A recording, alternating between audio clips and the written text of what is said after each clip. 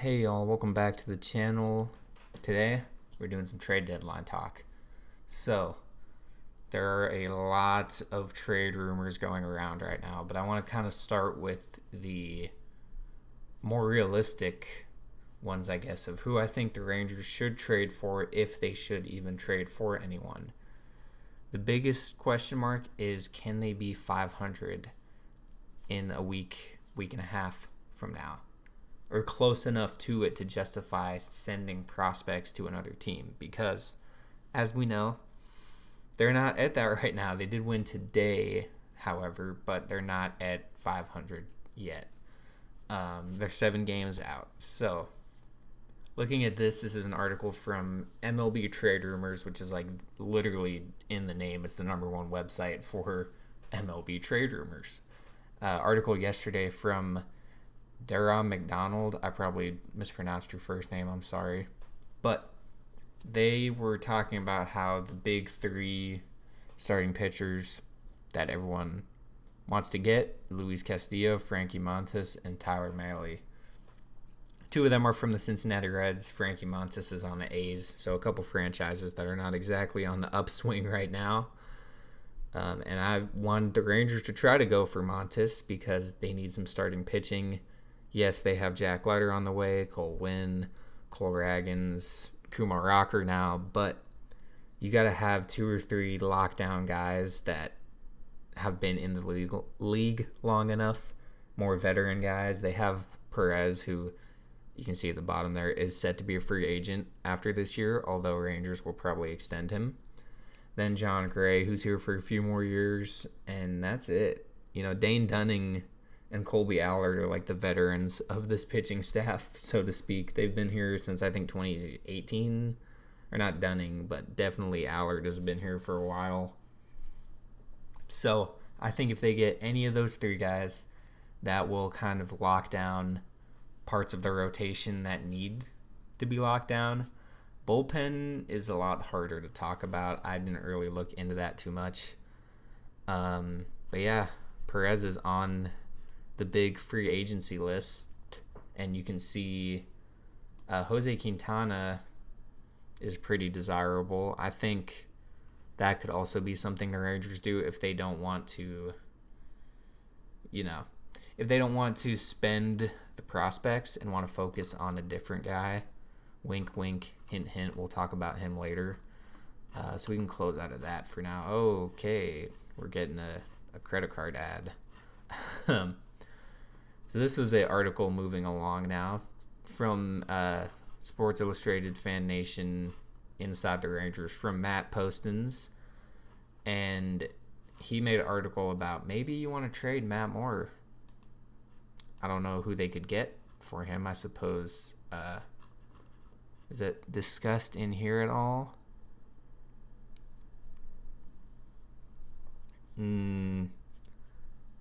Doesn't seem to be. I'm not sure if he's in favor of it or not, but he's been pretty good this year. And of course, Emmanuel Klaus, former Ranger, or Classe. I never knew how to pronounce his last name. I'm sorry about that. But former Ranger who was or is pretty good this year. He was solid for us, I thought. So Matt Moore's an option. I don't think they should be trading away major league players, though, unless it's part of a bundle deal. And this is when we're getting into the conversations now. Juan Soto, baby. His name has been going around for the last week or so after he turned down a 15-year, $440 million contract, which is one of the biggest in sports history, certainly one of the biggest in North American sports history. I think topped only by Patrick Mahomes, maybe. He has a 15-year, $500 million deal, I think, something like that. But NFL is different than MLB because this is all guaranteed money. So this is getting into more hypothetical stuff, but I will say before you get into this portion of the video, if you just wanted to hear about what they could do, you might want to stop watching here because this is getting into speculation more.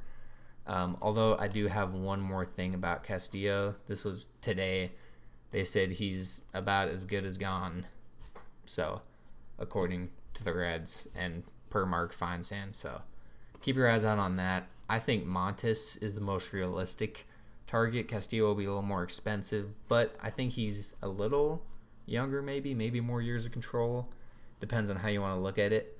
So that's exciting, But we're going to be talking about Soto and Ohtani, believe it or not. So if you wanted to just hear about that, I would, I guess, skip to the end or something. But yeah, Montes, Tyler Mahle, Luis Castillo, maybe wait till the offseason and sign a few guys. I don't see them doing anything else besides that. There's no, they don't need infielders. They got plenty of outfielders. Catching is fine. It's really just pitching. So I don't see them targeting anyone except a pitcher. But for the fun conversations, yeah, Soto turned this down. And the reason he did was because of the AAV, which is average annual value. It was like $29 million. And Trout and all those Mookie Betts, those guys make almost $40 million a year. Which sounds insane to just be talking about that much money in the sense of, that's not enough. But it wasn't even that it's not enough. He just wants to be paid what the market is getting paid. He's a top 1% outfielder for sure. He has some all-time numbers for minimum 1,000 plate appearances already. So I think that's part of it, as well as 15 years. Like, come on, dude. No one these days stays on a team for 15 years anymore. The last guy to get close to that was probably, Freddie Freeman was with Atlanta for 13 years. I think just as the organization, though. I don't know how long he was in MLB for. Ryan Zimmerman was Mr. National, so he was there probably close to that. It's just not a common thing anymore. But I digress. So he turned down that. They also previously offered him 13 years for $350 million. And it's clear that Soto just doesn't want to be there as well. That's the biggest thing. It's not even about the money, not even about the years. He just doesn't want to be there because if he did, he would have probably accepted the $13,350 offer. He's a free agent after 2024, so he'll be like 25, I think, because he's 23 right now. And as Matt points out here, he's not a rent player. He's a build-around player. And yeah, you're going to be talking about more than Corey Seager got.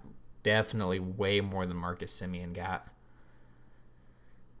Now, I think that it is doable, but the question is, does it make sense? Because this report today came out. This page is great, by the way, if you don't follow them. This guy he posts all the news with the source, so it's just easier than going through Twitter. But today was reported that it's believed that he will not sign an extension with the team that trades him and wants to test free agency. I don't fully believe this because let's say the Yankees or the Dodgers or even the Mets, although they would never trade him in the division, but you get my point, sign him or trade for him and then offer him, I don't know, like 10 years, $35 million a year, something like that. You think he's going to say no to being on a contending team, even if it's the team that traded for him? I don't think so. Now, if it's someone like Seattle, because the Mariners have been in these conversations, if it's someone like the Mariners, he might not want to stay with them, even if they do well, So I think that knocks down his trade value significantly, if it's true, because of the fact that he will not sign an extension with the team that trades him. It's like you're renting him, then he's a rental player at that point. You're not keeping him, or he doesn't even want to be there really. You're not having him to build around if he intends to leave shortly after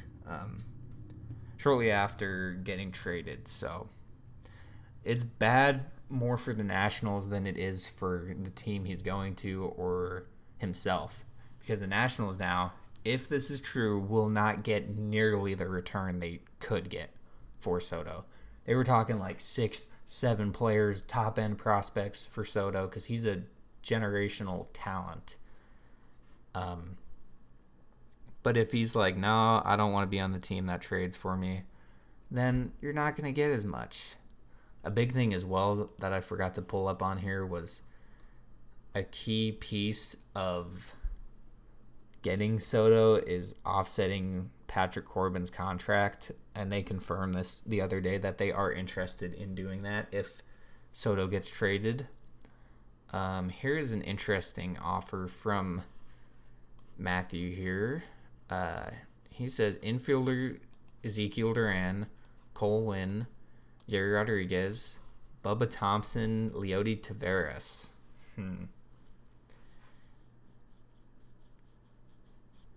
That is, I don't agree with that. I think you can get it done without having to sacrifice all of those guys, because here's the way I look at it. I'll get into that in a second, actually, but my point is this will be something that knocks down his trade value. And this article was made before that report came out, by the way.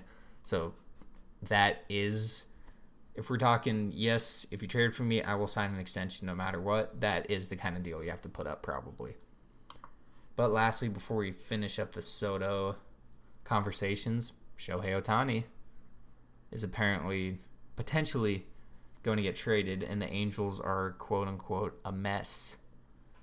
So if he's on the trade block, I think you put this kind of deal up for Shohei Ohtani because he is a lot different. I don't know who his agent is, but he's a lot different than Juan Soto in terms of wanting to test free agency coming from Japan. You know, it's a different kind of signing experience, and I think he would stay on the team. I don't know what his contract is, what the control is, and Rangers were allegedly one of the leading players to get him in 2017. Unfortunately, that didn't happen, although they'd be in a similar place to LA right now. Maybe not this year, but in the first few years. However, that's the kind of deal you have to put up for Ohtani, no doubt, because you're talking about a guy who's going to get put first in your rotation, and he'll DH for you every day. And he can play outfield, too, if you really want to. I wouldn't put him in the outfield because you need his arm to be preserved as much as possible and his legs and all that. But also generational, really like once in 100 years type player, because he's doing Babe Ruth stuff quite literally. So Angels organization on the downfall. But we'll wrap it up here with the Juan Soto trade. My rough proposal: if the report, once again, about him not wanting to sign is true, then I'd say put up Josh Young, because Duran and Josh Smith have become so prominent this year, unfortunately due to Young's injury. But I'd say Josh Young, and then I would say, I'd probably say Cole Winn as well. It seems like they're never going to use Bubba, so maybe that's a decent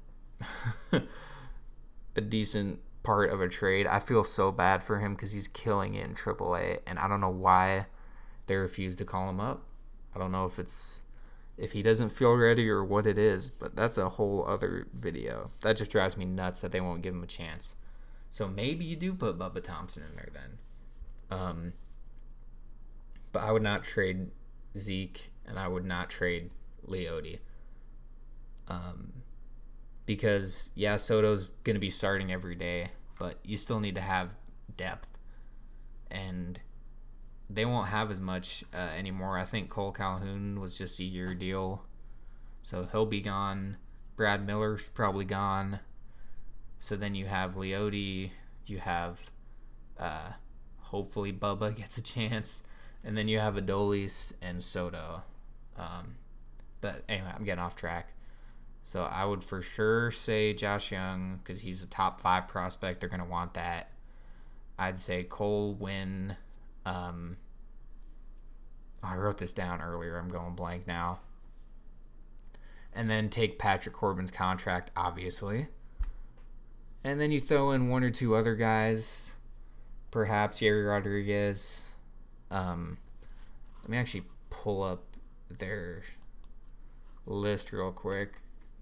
Texas Rangers top Ooh, top prospects. Let's just look at this real quick. Okay, I need the list in front of me. Yeah, I was going to say Foscue as well. That was the name I couldn't think of. Foscue, Young, Win, take Patrick Corbin's contract, and then maybe throw in Yuri Rodriguez or Zavala or something like that. And once again, the reason I say Foscue is because they have Marcus Semien for the next 7 years. So Foscue won't get that much playing time. Duran is versatile. He can play third. Smith has proven he can play short or third. Obviously, this guy's not touchable, but they will want 1 or 2 top 5 prospects is my point there. So I think Young, Foscue, Win, and someone like between 10 and 15 down here gets it done. Now, is that the best thing that they should do? I don't know. But that's where we're at, and I didn't mean to close that tab, by the way. So we'll end the video there. I'm almost 16 minutes in, but to recap this whole thing, basically they should go for pitching, be it Frankie Montas, Luis Castillo, or Tyler Mahle, or somebody else, or just wait till the offseason. Or they can go big and get possibly Soto, very, very, very unlikely, but even more unlikely is Ohtani, because I don't think they want to trade him. But let me know what y'all think. That was a little bit of trade talk, a little bit of Soto speculation, very small Ohtani talk. So it should be exciting as long as the Rangers can start to win in this last week and a half of July. And I'm excited to see what happens. So thanks for watching, and I'll talk to y'all later.